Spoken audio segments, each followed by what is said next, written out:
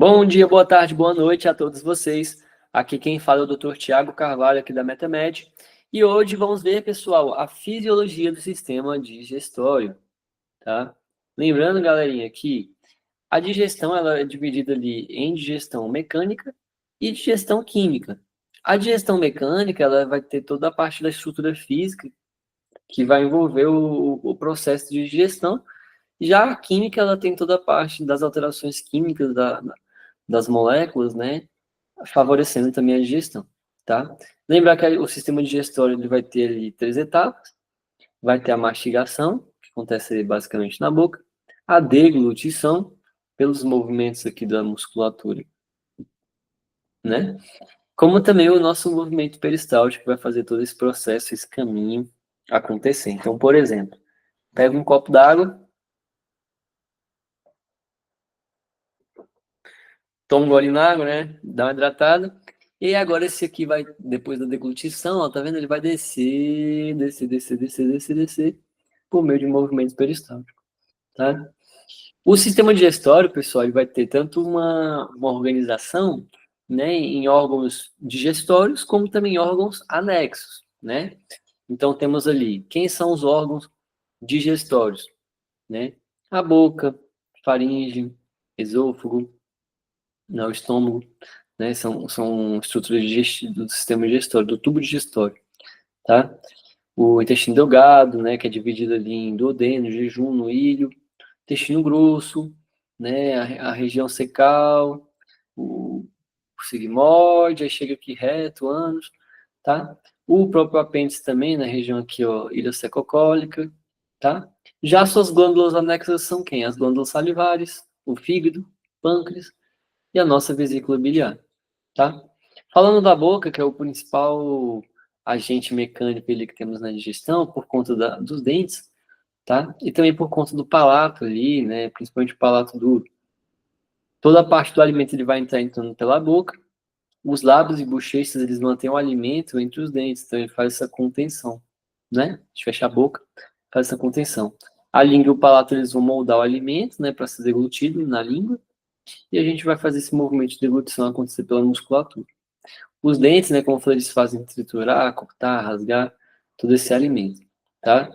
Falando em dente, né, ele vai ter toda uma parte aqui da coroa, como também a parte da raiz, né? E aí vai ter toda essa divisão aqui, que eu achei interessante a gente estar focando muito, mas assim, é importante lembrar que ele tem uma função mecânica.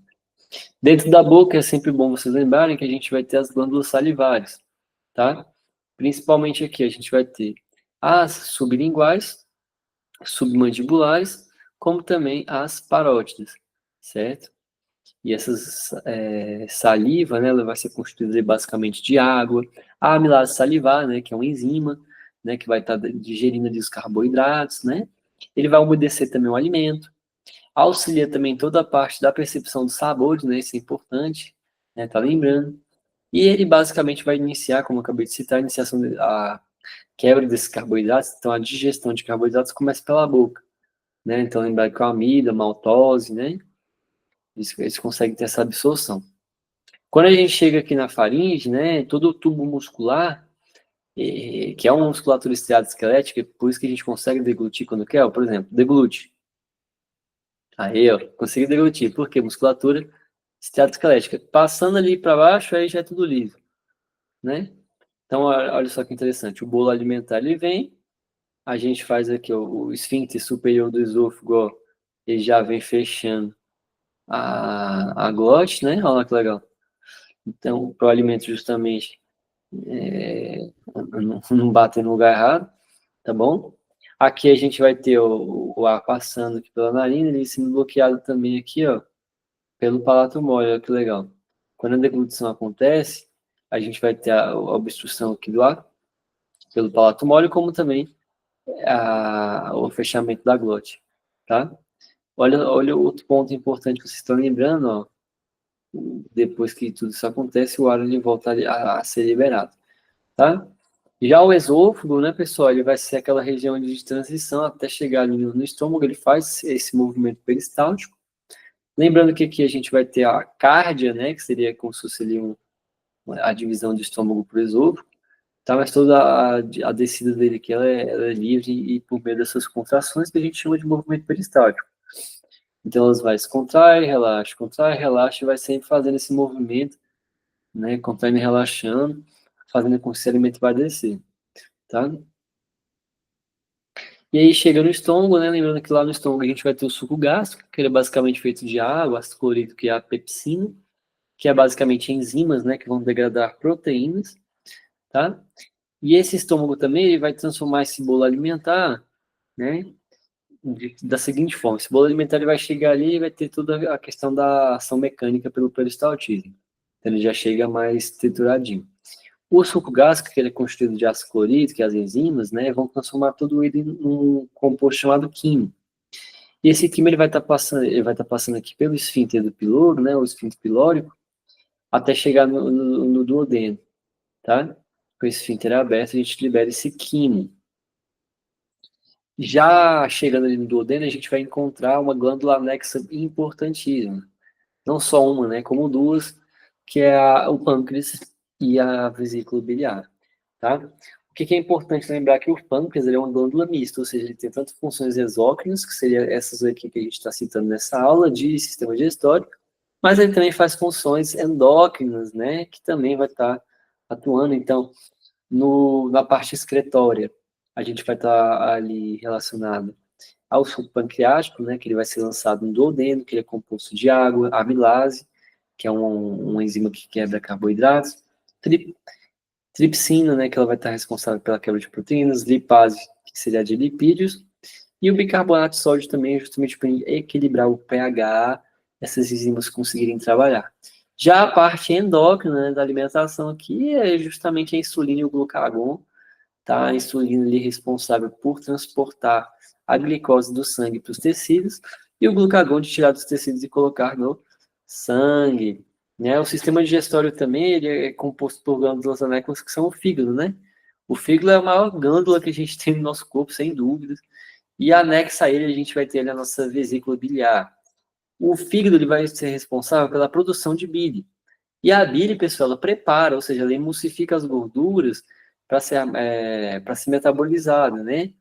Então, principalmente ali, algumas drogas, hormônios, estão relacionados a esse metabolismo, mas coisa boa também, né? Então, por exemplo, ele armazena glicogênio, ele também é responsável ele, também pelas armazenamento de vitaminas, né? Então, vitamina A, B12, D, E, K, que são vitaminas que são lipossolúveis, né? Assim como também o ferro e o cobre, tá? Lembrar, pessoal, que a produção de bile é feita no fígado, mas o depósito da bile é feito na vesícula biliar. A vesícula biliar ela vai ter toda uma conexão aqui, ó, pelo ducto cístico, e ele vai se encontrar aqui pelo ducto hepático, né? Então, é direito e esquerdo, comum, e vem descendo aqui no ducto hepático, ele vai encontrar o ducto cístico, confluindo aqui, chamando de ducto colédoco, né? E aí lembrar também, pessoal, o seguinte, né, que ele vai estar excretando junto com o pâncreas. Então, se eu tenho, às vezes, uma lesão, ou uma inflamação, tumor, ou algum motivo, uma pedra, algum motivo aqui que a gente interrompe esse fluxo, a gente tem alteração tanto no fígado quanto no pâncreas. É bem comum o pancreatite vir junto com hepatite, né, pela crise também de pedra na vesícula, tá? A coledocolitíase, colicistite, tá? Então, todas essas relações é sempre investigar pâncreas e vesícula biliar, tá? Intestino delgado, né, como eu falei para vocês, ele já tem já uma função mais de absorção. Então, tem toda a parte das enzimas no duodeno sendo liberadas, tá? Mas o jejum e o ilha, ele é responsáveis mais pela parte da absorção. E para essa absorção acontecer, pessoal, a gente vai ter todas as glândulas intestinais formando um tecido aqui interno do nosso duodeno do ilho, do jejum, tá? Olha que interessante. Se a gente for analisar mais de perto, ó, ele vai ter várias voltinhas para a gente aumentar a zona de contato, como também várias células aqui, né, que vão estar são fenestradas, elas são permeáveis, para chegar aqui em toda a parte dos nossos vasos, ó. Então, é uma região, o intestino é uma região altamente vascularizada, né? Lembra que a principal ali são as mesentéricas, né? Superior e inferior, vão estar irrigando ali basicamente nosso intestino. Como eu citei para vocês também, esse peristaltismo, né, ele vai seguindo o movimento contínuo até esse bolo fecal chegar no ânus, né? E aí vale lembrar sempre, pessoal, o seguinte, né? O intestino delgado ele também vai ter toda a digestão química, né, por meio do pâncreas, mas também da bile, né, que vai emulsificar, e o suco endotérico, tá? E a gente faz todo esse processo chamado de liquidificação, que aí vai favorecer toda a parte de absorção de carboidratos, lipídios, proteínas, água, vitaminas. Então, o quimo, né, ele vira o quimo que veio lá do estômago, tá? E aí, para a gente estar lembrando também de algumas enzimas e células, né, antes de a gente finalizar aqui, vale lembrar que dentro do sistema da fossa gástrica, né, então, se a gente fala, isso aqui a UNRV gosta de cobrar, outras provas gostam de cobrar, é importante estar lembrando, tá? As células da superfície, elas são responsáveis por produzir muco, né, justamente para a gente lubrificar todo o canal intestinal, beleza. As células do colo, elas vão produzir o quê? Muco também, tá? Justamente ali para estar ajudando, tá?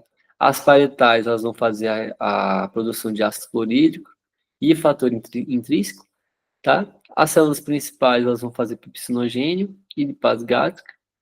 Já a célula G, essa é fácil, G de gastrina, né? Que é responsável ali pela questão mais dos hormônios, certo? Que é uma célula endoendócrina, né? Também, lembrar de ser a gastrina, importante lembrar, tá? Um ponto importante também de vocês estarem recordando é toda a parte, deixa eu botar aqui, ó,